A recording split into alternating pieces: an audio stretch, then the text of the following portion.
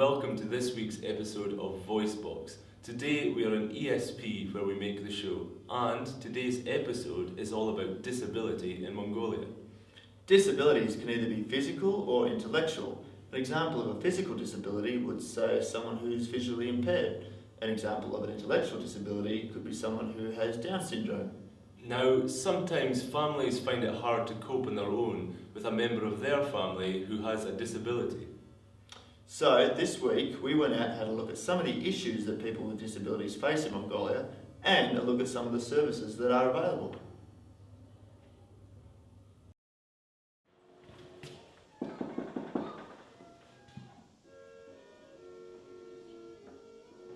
My name is Ultima.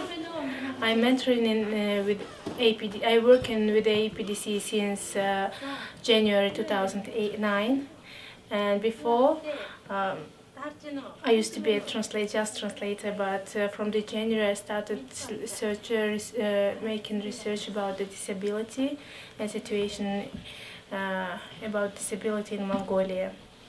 And so we are implementing a program, Mentor Parents program, since 2005, but it was and renovated last year. And I'm visiting this family since last July, and we just met on the street and introduced each other, and it was only informal visit, because mentor parents usually goes to the family in their district and giving advice, information.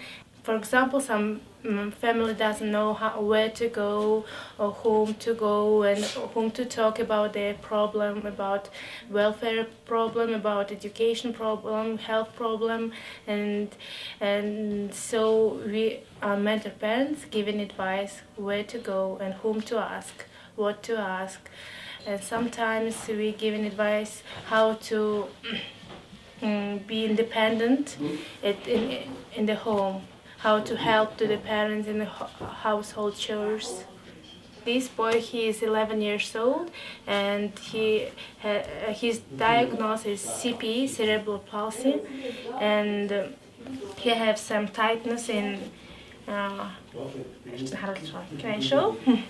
Here in disc muscles, very tight. That's why he has problem with walking, sitting, and in being independent in his house. And he has tightness in this hand. His left hand a little bit weak, and so he has difficulties with writing, eating. And now he goes to the school, special school number 63, and to the class with the same diagnosis, with the class, and include children with the CP. I found this program very nice. It's helpful because this kind of family or parents does no time to go outside visit specialists, because APDC have some volunteer.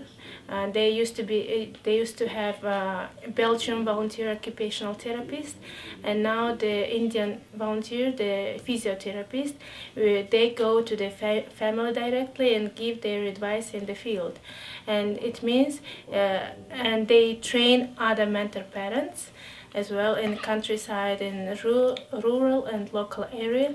They goes to the family and give advice, which they receive during the training. It's really difficult to hold this, to carry the children, the big children for the mom, and carry to the place to show and give advice from the doctor. Yeah, for example, they couldn't go every season to the physiotherapist because he is big, and he becoming more big and heavy. That's why it's nice when people comes to their family, to their house, and give advice directly, especially what he needs. Yeah, and sometimes we just talk with the family, just morally support, because these parents feel frustrated, disappointed about the situation, and they think they are only parents who suffer from this to having children with disability. But we are supporting them morally and explaining that they are not only parents.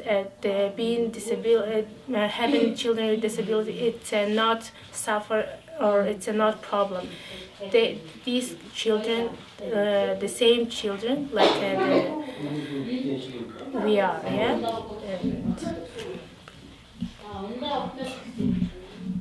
And sometimes we just talking with the children who feel lonely at home, and just playing games and spending times, having fun.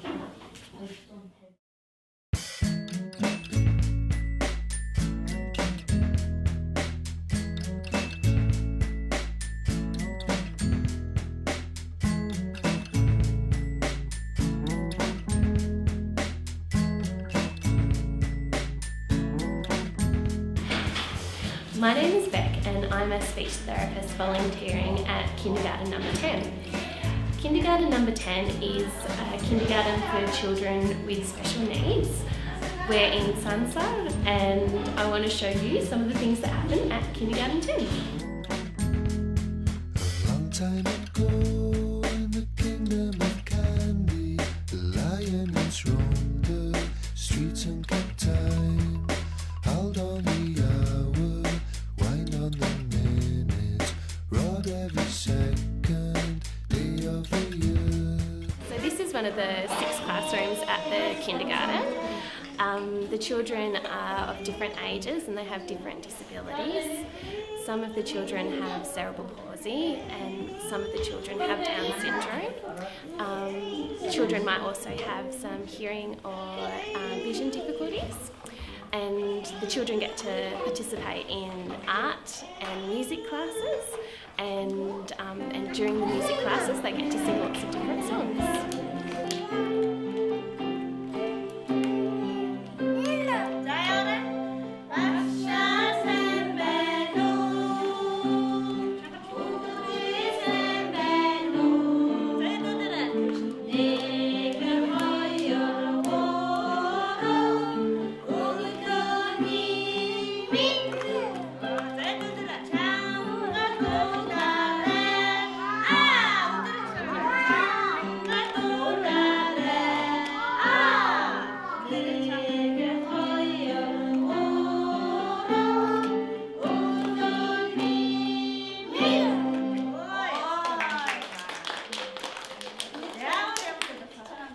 Our kindergarten provide services of the education and also your therapy, and there are 6 classes.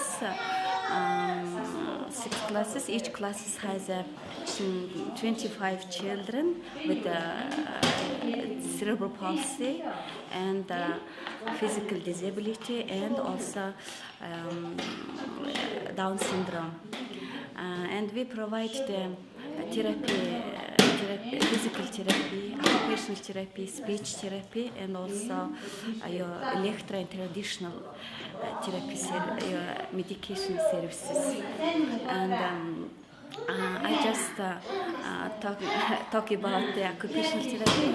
And occupational therapy is for the improve children with this, improve their upper extremity functions, and also fine motor skill and activities of daily living.